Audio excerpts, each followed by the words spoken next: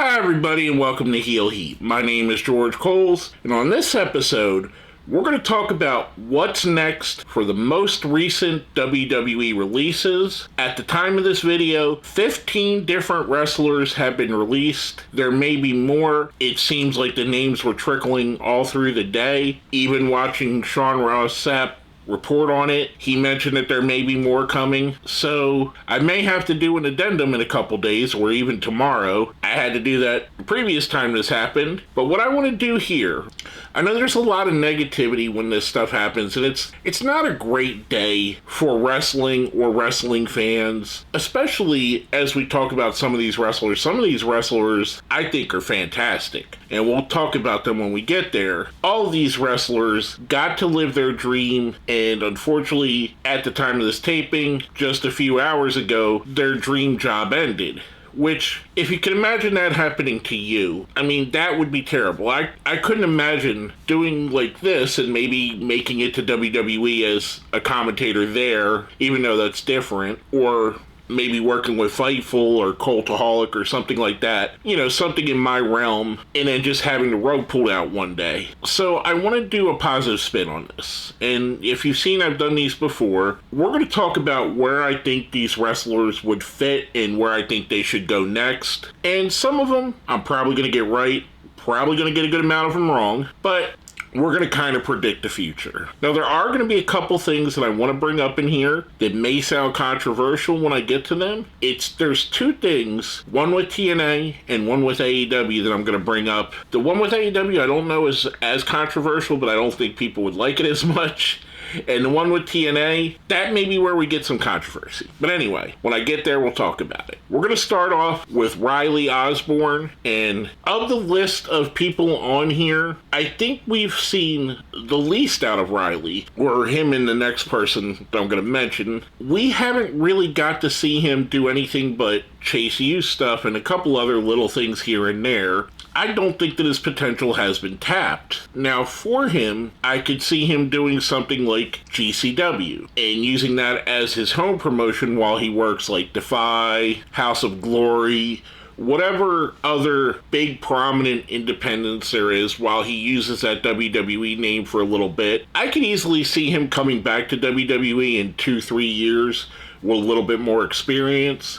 But for now, I see his home promotion being GCW. Now, our next guy, kind of like Riley, hasn't had that much exposure. That's Javier Barnell. Now, I've seen Javier more than Riley because I've seen him a lot in the local NXT shows. Living here in Florida, I'm actually able to catch their shows as they go around, and I've seen Big Body Javi a lot, and I think he has a lot to offer. I think the perfect fit for him right now would be MLW. I think with his style, with his gimmick, and what he could use with that gimmick, I think he works perfectly in that company that's more of a sports entertainment based company, kind of similar to what WWE is. I think he would fit in well there, and I could see him actually excelling in that company and making himself, again, a bigger star, and then eventually down the line, maybe he goes back to WWE or wherever else he wants to go. But I think that would be a good fit for him.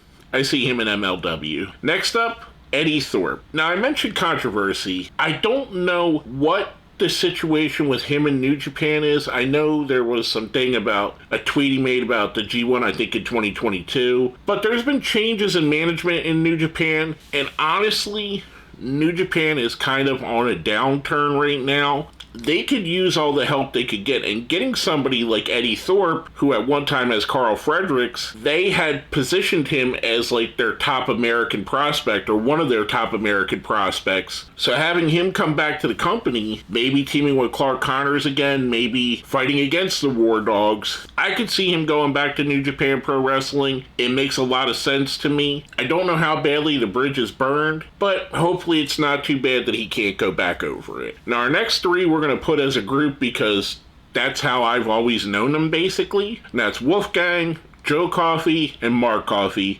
aka Gallus. So there's a lot of these wrestlers that are international wrestlers that their visas are going to be part of the problem. Now, what is their visa status? Are they active? Are they not active? For Gallus, I think the combination of where can they wrestle and the amount of years that all three men have put into wrestling, I think they'd be comfortable going back to the British scene, going back to Progress, WXW, some of the other companies in England that I'm slipping my mind of right now, but mostly Progress being the main one for them. I could see them going right back there, going back to where they made their name. I'm honestly going to say, out of all of the people on this list, I see these guys having the least chance of coming back to WWE, and that's not to mean that these guys are not talented. They are. Like I just said with Eddie Thorp, if they went to New Japan, they would bolster that New Japan roster. These are three extremely talented wrestlers. I just think the age and the fact that how long they were in WWE and they never really found anything solid for them,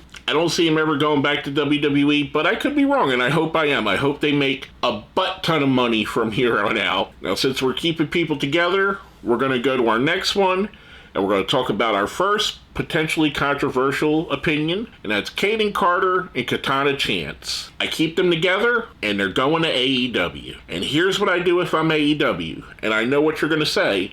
This is why it's controversial. You're going to tell me AEW already has too many belts.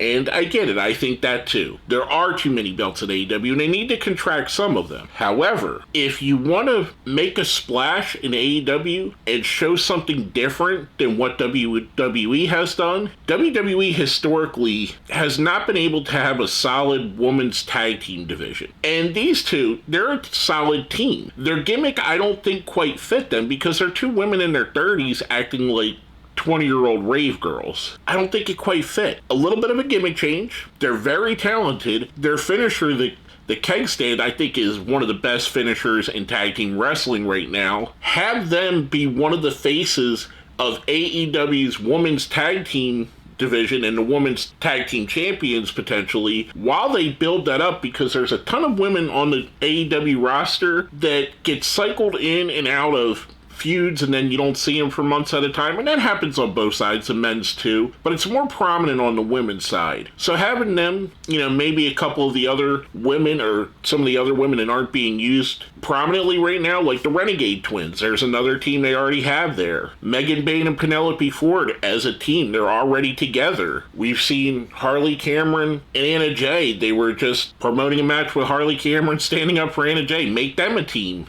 Like I said, if I'm AEW, I make a women's tag division with a women's tag team championship and do something that WWE hasn't been able to do right and give a reason to tune into AEW that's different than WWE. Might be controversial, I understand, because they already have 842 belts on their screen, but I think it's a good idea in my opinion. Now, sticking with the idea of keeping people together, and I know some of these I did just to make this video not 100 hours long, our next two is 2/4 of Metaphor, Mensah and Jakara Jackson. This was shocking to me. To me, Jakara was on upward trajectory, and her and Lash Legend, I thought were going to be called to the main roster as a tag team, and I thought they made a great team. I like the whole Metaphor gimmick. Like I said, these both surprised me a little bit. Almost everybody on this list surprises me as to why they were released. Some of them, I understand why, it makes sense, but these guys surprise me because they have so much potential and it's not been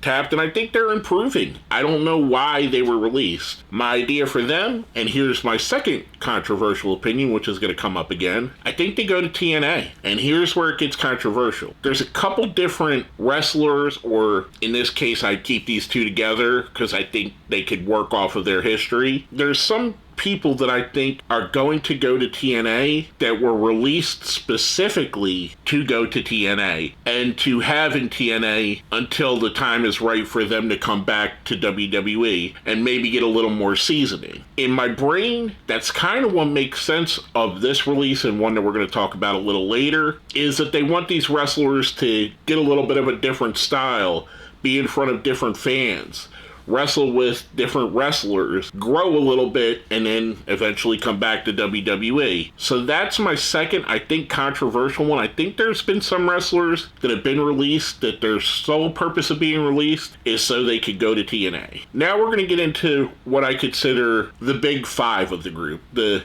five wrestlers that kind of dumbfounds me that they released. First up is Braun Strowman. Now, I know Braun Strowman's not the greatest wrestler alive, but he's done some good stuff over the past couple of years, especially his stuff with the Bloodline. I thought he's been entertaining. Now, this Braun Strowman, as he gets older, he's losing a step, and it's kind of noticeable, but he's still bigger than anybody on their roster. He's still somebody you could tell a story with of conquering this giant of a man. And I don't know, I just think it's sad that they let a guy like him go because he could be used in that role. Now, where I think he can land, I think he's going to land in one of two places. Either MLW, like I said with Javier Barnell earlier, I think his style of wrestling is perfect for that company. The other place I think he could go is the NWA. And I think Braun Strowman fits into the NWA and fits into their world champion picture. I think he's the kind of guy that Billy Corgan would love to have there and love to have as his NWA champion,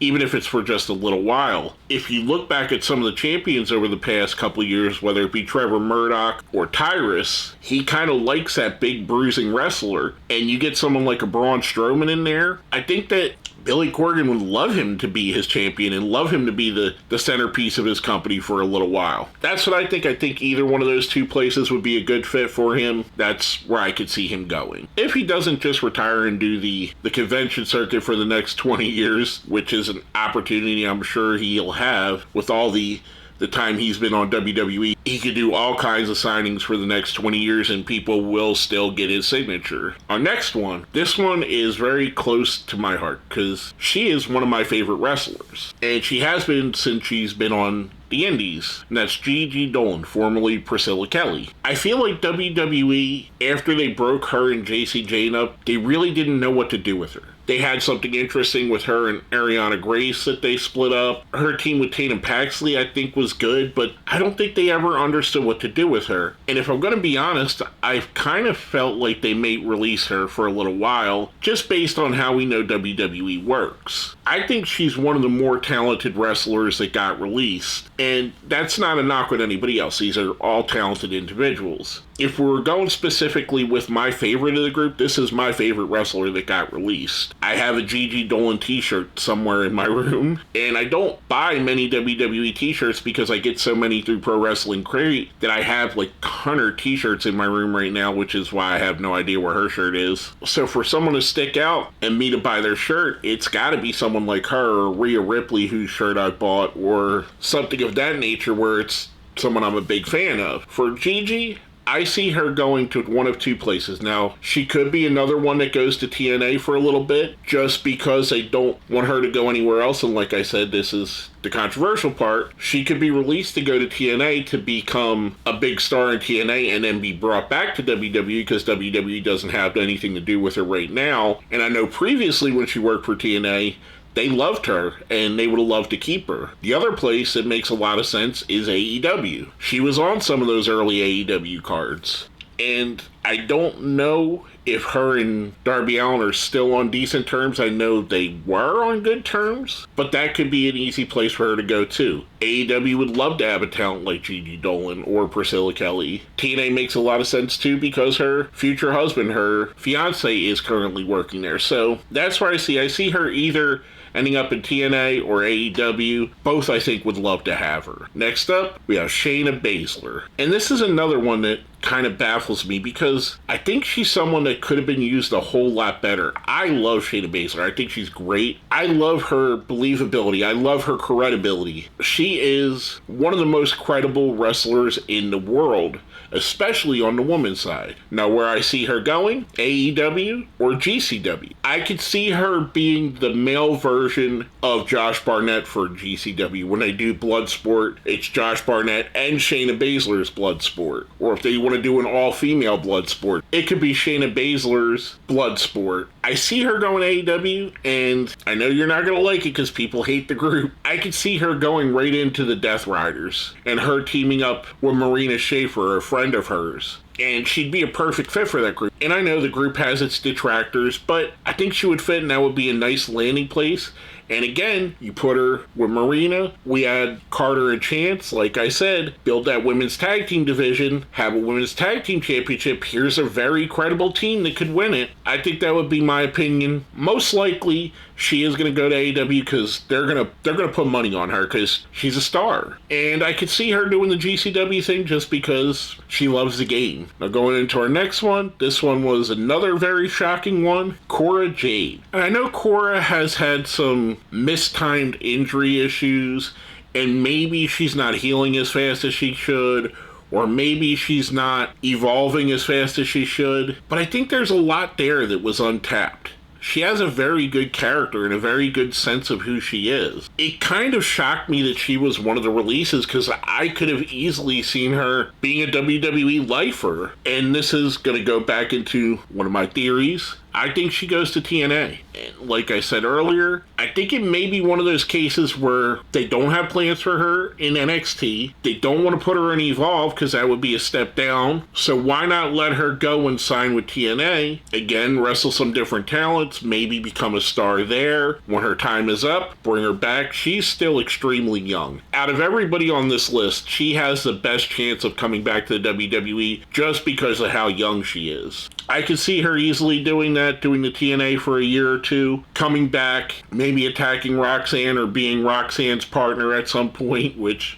seems to be something they love to go back to. Another very surprising one. I hope she goes to TNA and I hope she proves everybody wrong, and in 10 years we look at her as one of the best women's wrestlers in the world. Now, last but not least, the most shocking, in my opinion, release, and that's kind of what I base these on the least shocking to the most shocking, Dakota Kai. And I say that because just recently she was heavily involved in the women's mid-card picture. And I know there were rumblings that she was kind of not being put on TV because of the whole Damage Control thing, and they were trying to wait for Damage Control to get back together. But I don't know. She's much like Kora Jade. She's had some very poorly timed injuries that have derailed her at some of her best moments, which may be the reason why we're here again, why we have her being released. Now, for her, much like I said with Shayna Baszler, the second her contract is up, Tony Khan is going to be on the phone with her. He's going to be negotiating. He's going to get her to that first Collision, that first Dynamite, that first pay-per-view, whatever their next show is after this release, she's going to show up there. She's going to be in AEW. There is no doubt about that in my mind. If I was to bet on any of these, this is almost a surefire bet. Now, I could be wrong, and I probably will be on some of these, but I think she's a perfect fit for AEW. If she fits their mantra, we're the best wrestler. She is an amazing wrestler. She'll have a chip on her shoulder. She'll feed into their us versus them mentality, which I kind of hate, especially when it comes to the fandoms. But I think she's going to be the highest priority for AEW to sign. And I think in order it would go her, Shayna Baszler, Gigi Dolan. I think those are going to be the three that AEW wants to sign the most. And again, Dakota Kai, she could be part of a tag team. I know I keep bringing it up, but it's a theory I have. I think if you want to fight fire with fire, let's do something that WWE can't do good. And they've proven that they can't book the women's tag division good. This is a lot like the X division in TNA. When the X division was at its hottest, it did something that WWE couldn't. Or the Cruiserweight division. For every time you seen like a Taka Michinoku in WWE trying to ramp up their lightweight division, WCW was killing it with their cruiserweight division and putting on some of the best matches in that first hour of Monday Nitro. This is another thing that could separate the companies. They can make women's wrestling a priority. I know it's not been a priority at all with AEW, even less so than in WWE, but it could possibly change. And maybe with the influx of this talent, I mean, if you look at it, we have 7 women's wrestlers that were released. That's a lot of talent going on to the market, and AEW is most likely going to get a few of those. So that's a new influx. They already have some great talent there, whether it be Chris Statlander, Willow Nightingale, Mercedes Moné, Megan Bayne, Toni Storm, and others that aren't there a lot, like Hikaru Shida, Anna Jay, Thunder Rosa. There's a lot of talented women on that roster. They could quickly turn that around and make women's wrestling one of their high points. Just my opinion. It's probably going to be one that's not right at all. They probably, even if they sign some of these, they may not use them well. But I digress. Let me know what you think. Where do you think some of these people are going to end up? What do you think's a good fit for some of them? Let's keep it positive in the comments. Let's not say stuff like, I can't believe so-and-so still has a job. Remember, this is everyone in wrestling's dream job, and the 15 people that got fired lost their dream job. So let's keep it positive in the comments. Let's hear some ideas of where you would see some of these people, or where you would like to see them. If you'd like to see Gallus turn up in New Japan, if you'd like to see Gigi Dolan out in Stardom, or Javier Barnell come to AEW. Let me know down in the comments what you think. With all that being said, my name is George Coles, and you've been watching Heel Heat.